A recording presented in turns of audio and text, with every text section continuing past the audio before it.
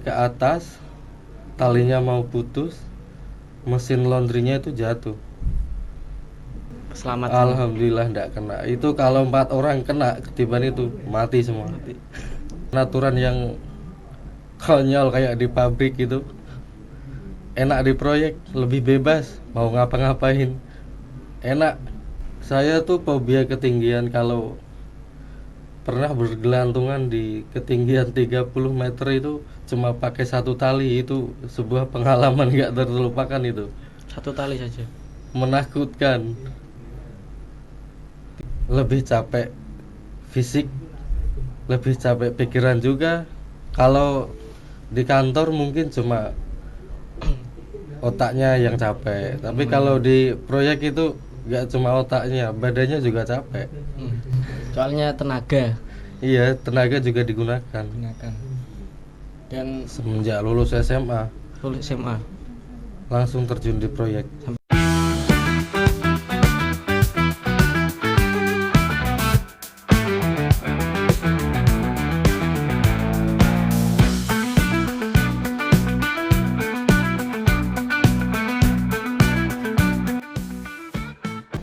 Assalamualaikum warahmatullahi wabarakatuh.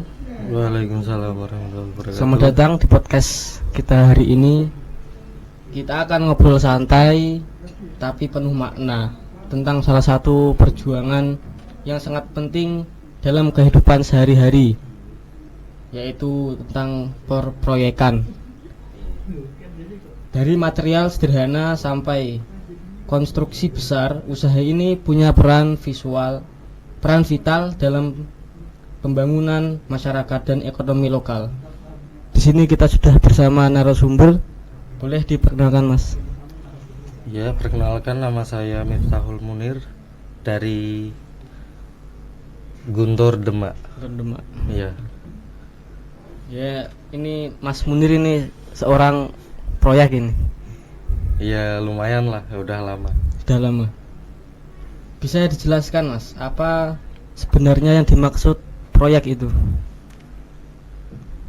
Proyek adalah sebuah pekerjaan unik sebenarnya.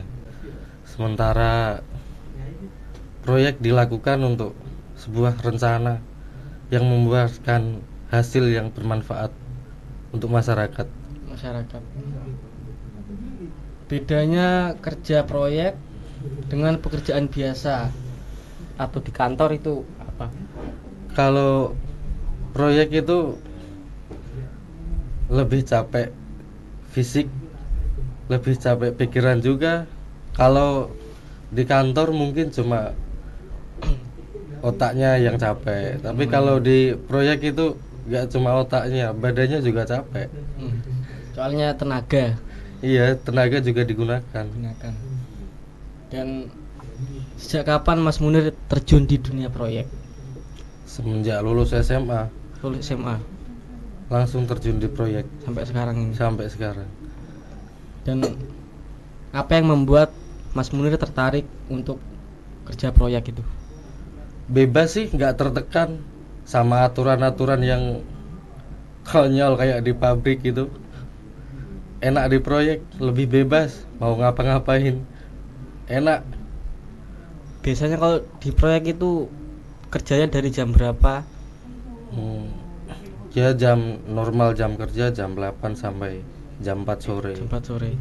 Itu kalau mau nanya gajiannya itu dikasih sehari-hari apa mingguan, bulanan? Ya tergantung, ada yang per minggu, ada yang 2 minggu sekali. Nggak pastilah.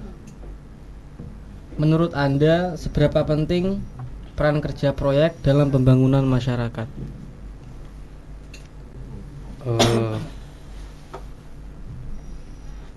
Pekerja proyek itu sangat penting ya untuk membantu masyarakat membangun infrastruktur biar perekonomian itu lebih gampang. Biasanya itu kalau Mas Munir kerja itu wilayahnya di mana saja itu? Atau di sekitar saja?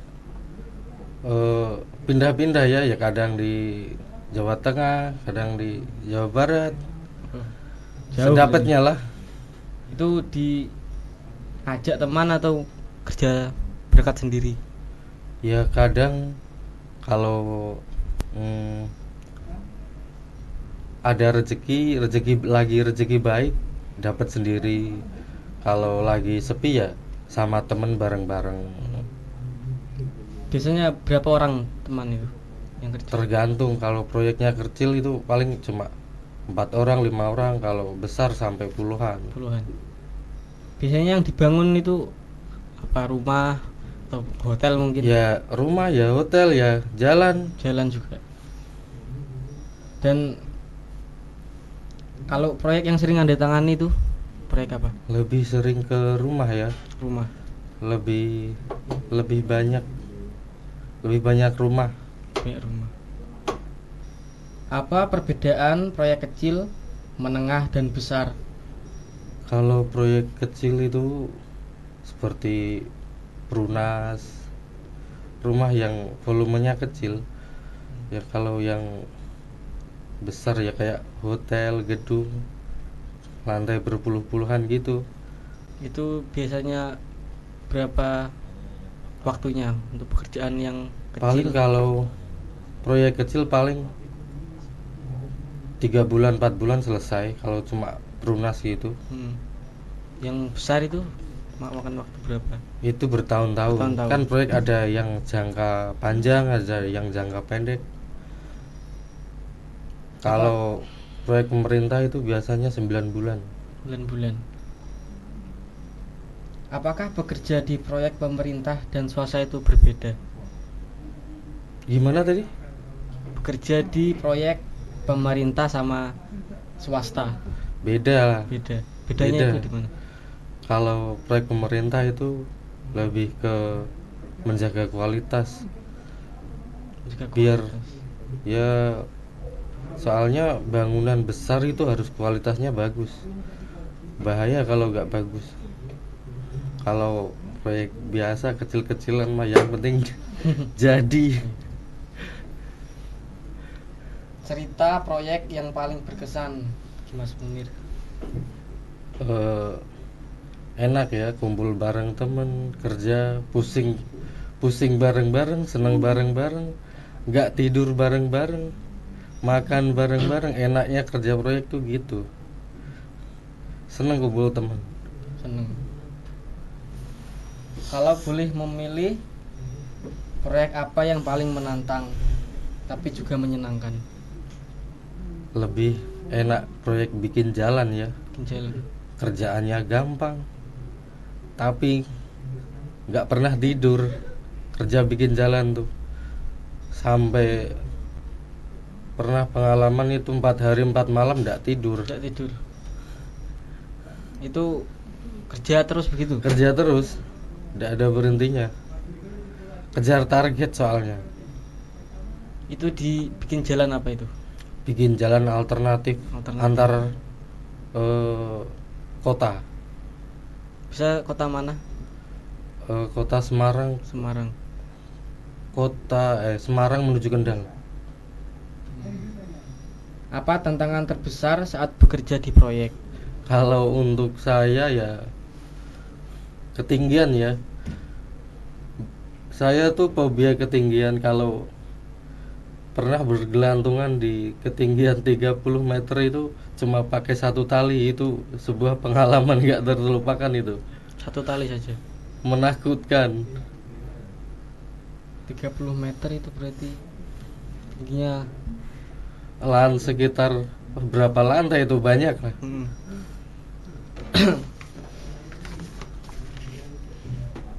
Dan itu bagaimana pengaruh cuaca terhadap jalannya proyek itu?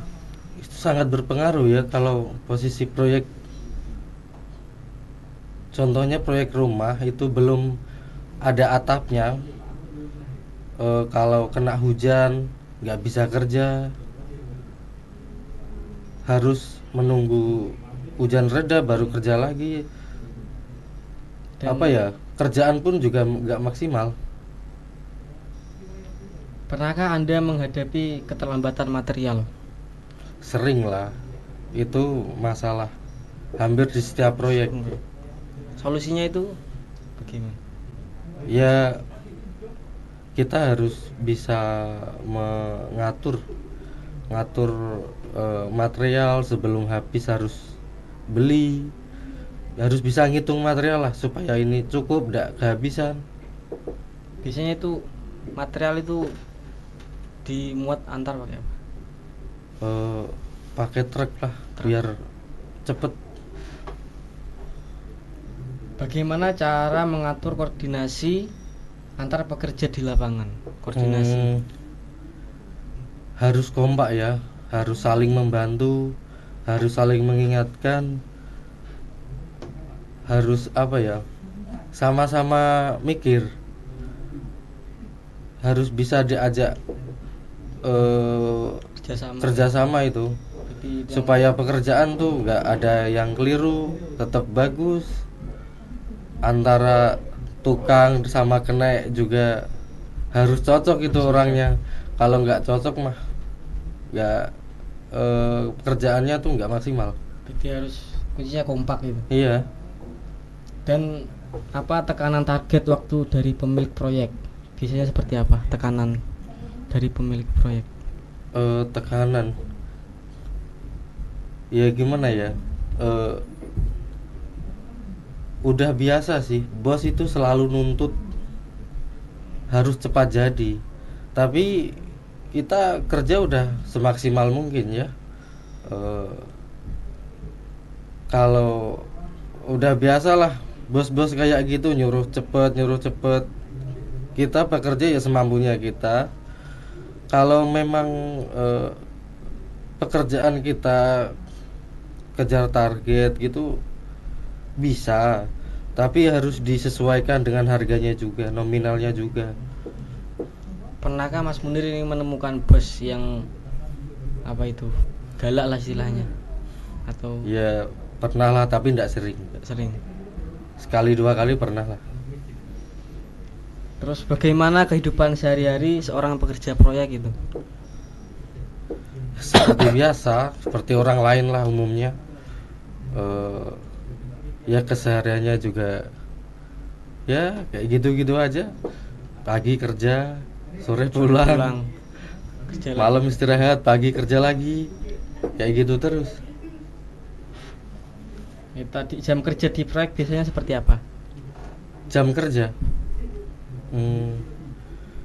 kalau jam kerja itu seperti biasa jam 8 jam 4. Kalau masih minta dilanjut di lembur itu sampai jam 10 malam itu dihitung 2 hari. Kalau minta dilanjut lagi sampai jam 2 malam itu hitungannya 3 hari. Kalau dilanjut lagi sampai jam 6 pagi itu hitungannya 4 hari. Itu kalau dilanjut lembur itu ada tambahan? Iyalah, pasti. Tambahnya itu berapa persen atau sedikit banyak? Lumayan sih kalau lembur, hitungannya sih gede. Terus resiko keselamatan terbesar yang pernah Anda alami? Pernah pengalaman mau kejatuhan alat mesin laundry yang sebesar apa ya, besar banget pokoknya. Itu ditarik ke atas, talinya mau putus, mesin laundrynya itu jatuh,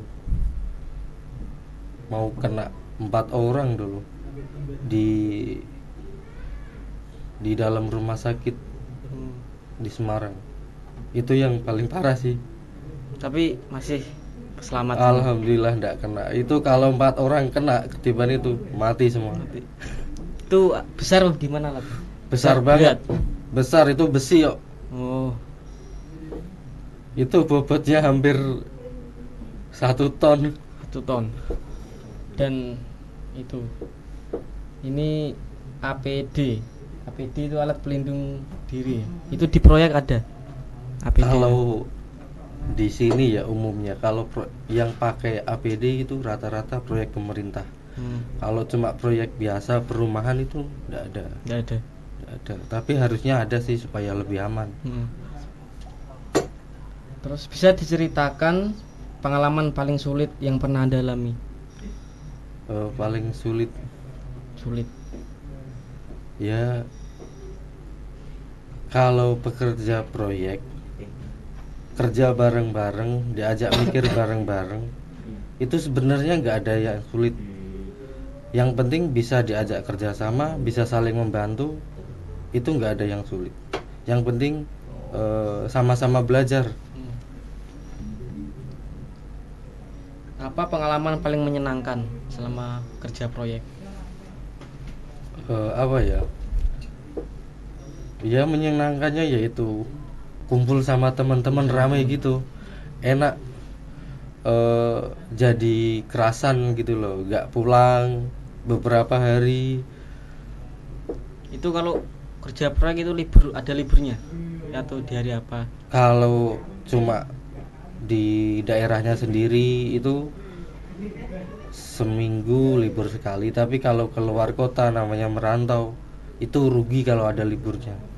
Hari Minggu pun tetap kerja. Heeh. Jauh-jauh masa libur. Itu terus momen paling membanggakan dalam karir Anda di proyek. Ya paling membanggakan ya lihat hasil karya sendiri sampai jadi, diapresiasi sama bos, itu sangat menyenangkan. Pernah mendapatkan itu kayak support lebih dari bos, kayak Sering banget, karena ya bos sekarang udah tahu kok, dia memanjakan pekerja itu juga tahu diri bakal bekerja yang lebih giat sebenarnya. Apa kunci utama agar proyek bisa selesai tepat waktu? Kunci utama ya harus lihat cuaca juga, harus material itu tepat waktu, nggak ada yang telat-telat gitu. Terutama gambar itu kadang itu yang bikin pusing tuh, gambar gonta-ganti. Kalau gambarnya itu paten satu nggak pernah digonta-ganti, itu cepet jadi. Jadi itu gambar yang dimaksud gambar rumahnya, gambar rumah proyeknya itu. Terus cara menjaga kualitas hasil pekerjaan proyek. Harus apa ya, harus telaten sih, sesuai takaran, harus tahu cara membuatnya juga, harus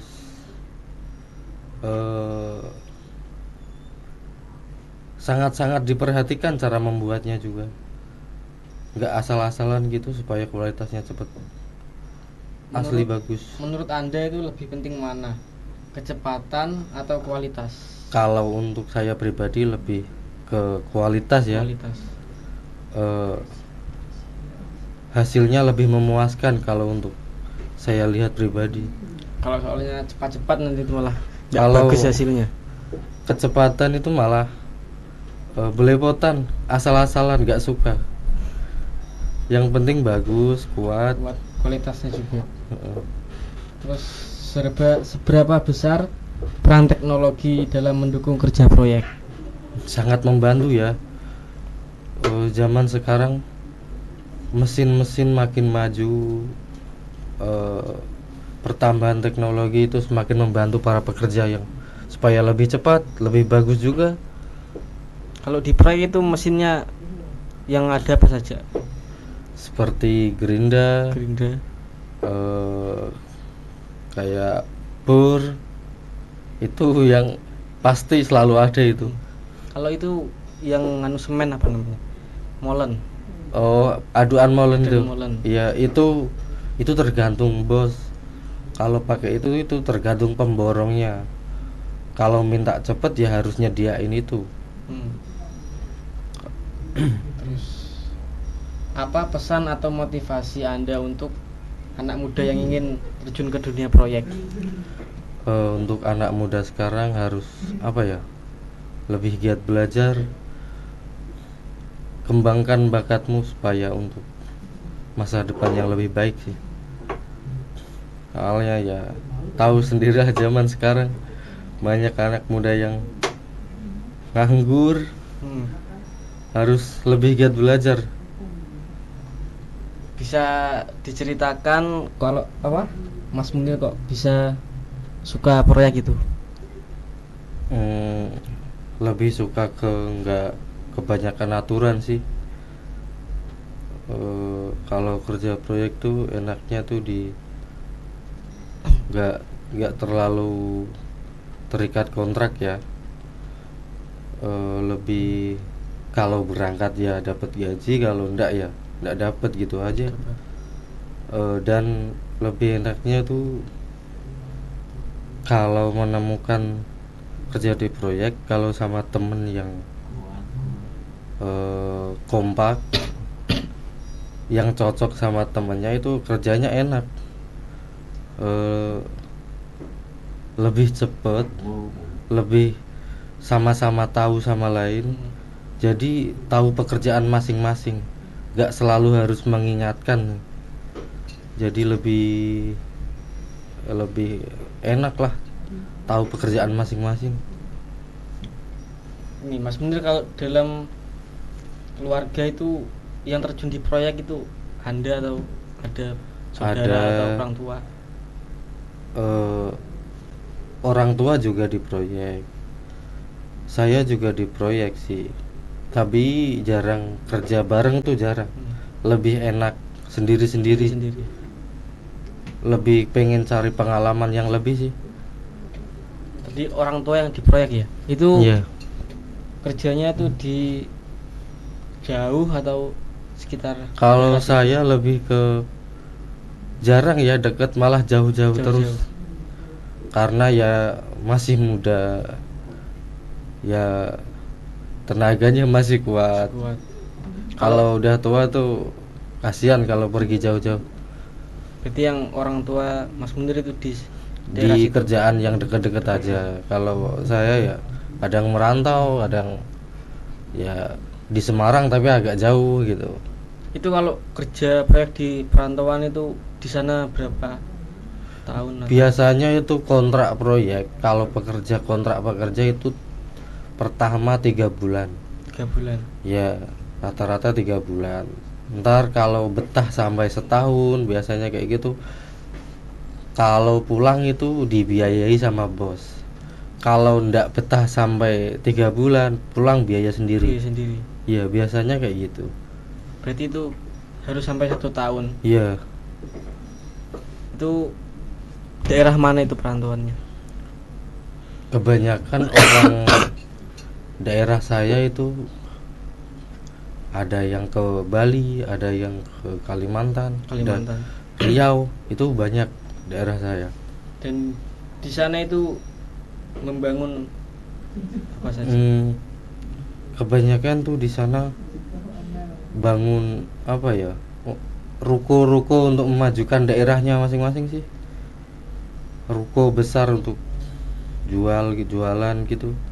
Banyak proyek bikin ruko itu.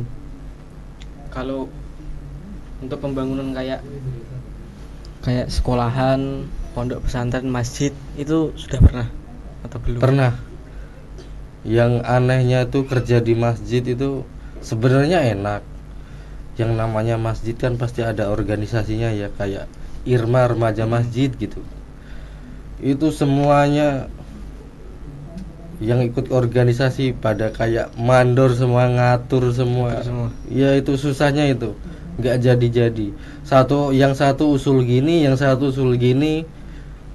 Yang udah dipasang dibongkar lagi, itu susahnya di masjid. Ada kekompakannya. Iya. Itu pernah aku alami soalnya. Itu pembangunan masjid besar atau? Besar. Masjid besar. Besar. Kalau untuk pondok pesantren belum pernah. Pernah, bahkan baru kemarin. Iya. Kemarin itu ya gak lama sih, cuma membantu ya, untuk membantu ada sebuah kiai mendirikan pondok baru, membantu bikinlah ya, hitung-hitung cari pahala. Itu daerah mana itu pondoknya? Deket sini, Meranggen, Demak. Itu sama teman atau? Ya sama teman. Sama teman. Iya, sama teman bertiga. Bertiga. Tapi sekarang sudah masih lanjut atau sudah jadi? Sebenarnya belum jadi sih. Tapi sementara berhenti dulu, nggak tahu kendalanya apa. Nunggu dari pihak pondoknya manggil lagi. Kalau ini mau boleh tanya, kalau Mas Munir atau temannya ada suatu yang pernah kecelakaan di proyek itu? Ya namanya kecelakaan itu ya kadang ada kadang nggak. Biasanya itu tanggung jawab bosnya. Soalnya kita di situ itu ada yang tanggung jawab. Kita kerja ikut orang. Jadi apapun yang terjadi di situ ya tanggung jawab bos. Berarti itu bosnya punya tanggung jawab semua? Iya. Seumpama tangan kena mesin apa gitu, itu bos harus ngobatin sampai sembuh. Berarti ditanggung bos semua? Semuanya harusnya gitu. Pernah ada enggak itu? Pernah. Ada tetangga saya tuh yang kerja di Bali, meninggal di sana. Itu diantar dari Bali sampai rumah pakai ambulan, itu yang nanggung biayanya bos semua. Itu mati tuh gara-gara Kecelakaan kerja. kerja. Iya. Jatuh dari lantai 2 katanya. Apa pesan dan motivasi untuk anak-anak muda yang mau bekerja di proyek? Untuk anak muda harus lebih rajin, mengembangkan bakat sih. Nggak harus di proyek juga. Kalau bisa ya kerja lebih bagus. Kerja proyek tuh ada enaknya nggak enaknya. Capek badan, capek pikiran. Kalau ada yang lebih baik kan harus, kalau bisa ya cari kerjaan yang lebih baik. Makanya harus lebih rajin belajar lah. Biarpun kerja proyek itu dikatain orang bodoh semua ya, tapi hasilnya itu digunakan untuk orang kaya bahkan. Untuk orang lain juga. Berarti Mas Munir ini suka proyek memang sejak kecil? Dulu pernah sempat kerja pabrik ya. Terus nggak enaknya kerja pabrik itu, satu terikat kontrak, dua itu kebanyakan aturan, CCTV banyak, mau ngapa-ngapain nggak bisa. Keluar terus nyoba di proyek, kok enak, duitnya juga lumayan gede. Itu kalau pas di pabrik itu pabrik apa? Pabrik mebel. Iya, furniture. Beralih ke proyek soalnya enak di proyek. Lebih enak di proyek. Kalau di pabrik itu ndak enaknya itu? Ndak enaknya ya peraturannya banyak. Kedatangan juga tepat waktu itu. Nah itu harus disiplin banget itu kalau kerja pabrik. Sebenarnya kerja proyek ya harus gitu juga, harus sangat disiplin. Tapi kita menyesuaikan sama, biasanya ya pekerja proyek itu disiplin menyesuaikan sama gaji. Gajinya bagus, kita kerja juga lebih bagus, lebih disiplin, lebih pekerjaan juga lebih baik. Intinya perlakuan bos ke kita, baik, kita juga bekerja lebih baik. Oke, kita jadi tahu bahwa kerja proyek bukan sekedar mengangkat material atau membangun gedung, tapi di balik itu ada kedisiplinan, tanggung jawab, bahkan perjuangan hidup yang luar biasa. Untuk narasumber kita hari ini, terima kasih banyak sudah berbagi cerita dan pengalaman yang sangat berharga. Sekian podcast kita kali ini. Sampai jumpa di podcast kita selanjutnya. Wassalamualaikum warahmatullahi wabarakatuh. Waalaikumsalam warahmatullahi wabarakatuh.